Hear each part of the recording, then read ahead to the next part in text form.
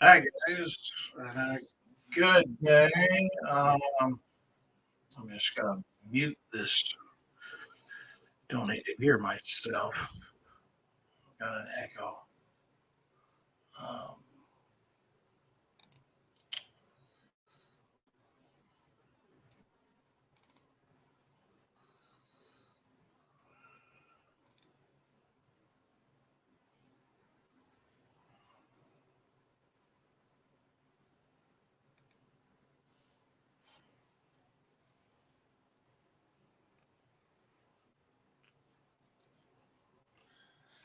that might be better. Yes, that's better. I don't have to hear myself if I don't want to. Anyway, guys, this is Jonathan Ribble, and I just wanted to come on to you tonight and just show you my new toy. I'm going to be doing some podcasts. I figured I'd get a good podcast microphone. Also, some things that I can do here. We are coming at you from Iowa. It is um, it's incredible to be here. I just wanted to um, come at you and just encourage you to keep going. Uh, you have greatness on the inside of you. Let me say that again. You have greatness on the inside of you. There is absolutely nothing that you can't accomplish when you put your mind to it. Yeah, this is called the positive switch today. It's good news for a change. You know, we're bombarded today. We're bombarded with information. But I think a lot of times we're bombarded with the information that we're telling ourselves about what we can't do and what we can't accomplish and why we haven't done, why we haven't achieved a greater level in our life. And I think we all need to be focused on doing the right thing. In the book Think and Grow Rich, it tells us that thoughts are things and powerful things at that. They're mixed with a definiteness of purpose and a burning desire for their attainment. And that's good thoughts or bad thoughts. Let me say that again. That's good thoughts or bad thoughts. It doesn't matter. If you focus long enough on your circumstance, I'm going to tell you, you're going to continue getting what you focus on. But if you go inside, I always say if we're going without, we need to start looking within. If you're going without, start looking within. I'm telling you, that will change your life. When you start looking within and you begin to be grateful, if nothing else, a friend of mine, Steve, a long time ago, taught me every time I got in his big Ford Expeditions and Lincoln Navigators, and I mean, he didn't just have a car; he had a boat down the road, and they were luxury vehicles. I mean, every time I got this guy's car, I was like, man, because I drove something that looked like a dumpster and rode like a grocery cart. And so I was like, man, I want one of these. And he said, John, the biggest thing you can do is be grateful. You want to turn the gratefulness on in your life. If you want to turn the gratefulness on in your life, I'm telling you, you will. You can change what you think about and change what you speak about, and you'll change what you bring about. If you want to be different, then choose to be different, guys. Choose to be different. Choose to light a different path. Choose to go a different direction. Choose the thoughts that you think about. I'm reminded of the show Law and Order Special Victims Unit. I love that show, not only for Mariska Hargitay, but I love the show because of a guy named Elliot Stabler. I can't even remember the guy's real name, but all I remember is Elliot Stabler. If you've never seen it, go back to the first shows of the Law and Order Special Victims Unit. The reason is the interrogation room, and because the Bible says that we have divine power to the pulling down of strongholds. Strongholds are a systematic series of thoughts. They're a systematic series of thoughts that create habits. A habit is just a series of paradigms put together. And I've certainly heard the term paradigm shift, where we change what we think about to change what we bring about. Habit, we are God's greatest miracle. Habit is God's way of making good automatic in our life. But when we think about the word habit, we think bad habits. Well, we've got some darn good ones too. One of mine is breathing. You probably don't even know I'm doing it right now, but it's breathing. So I'm glad I do. Uh, and you're probably a natural breather yourself, you know. And here we've got some comments. Let's just see what we. Hey there, guys. Hey there, Chris.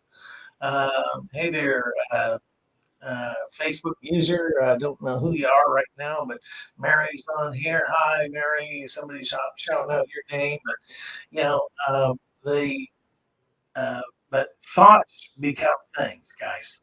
The strangest secret in of the world by Earl Nightingale talks about how we become what we think about.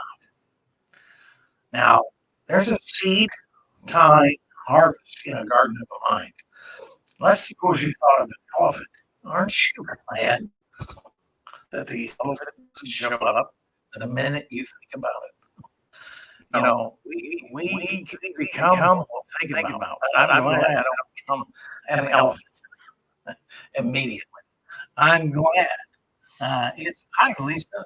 I am glad we don't get exactly what we think in the minute. I was talking to my business partner, and he's got a couple of kids, and I said, you know, aren't you glad when you had the conception, the delivery came 9 months later? Imagine if you had to get ready for a kid and you only had 12 hours to do it from the time of consummation or conception. It's everybody likes the conception part. The delivery's a little difficult. And so, what if so we always have seed, the thought, and then you have time. So you have the seed and you have the time, and then you have the harvest. See, if you were to plant bamboo, we're told what a man sows, that also shall he reap, and that'll sound good unless you're planting bamboo. Bamboo seed falls into the ground, and it does not grow up for like 4 years. All you would see for 4 years if you planted bamboo with black dirt.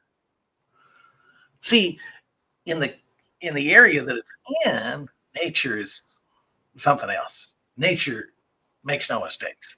Nature does amazing things, and nature knows that in the area that it's in, that bamboo will only withstand. Seems like they built their huts out of bamboo, and that bamboo will only withstand high winds if the roots are really deep. So it has to grow down before it grows up. So some of us in our life, the deeper the root, the stronger the tree. The deeper the well, the sweeter the water.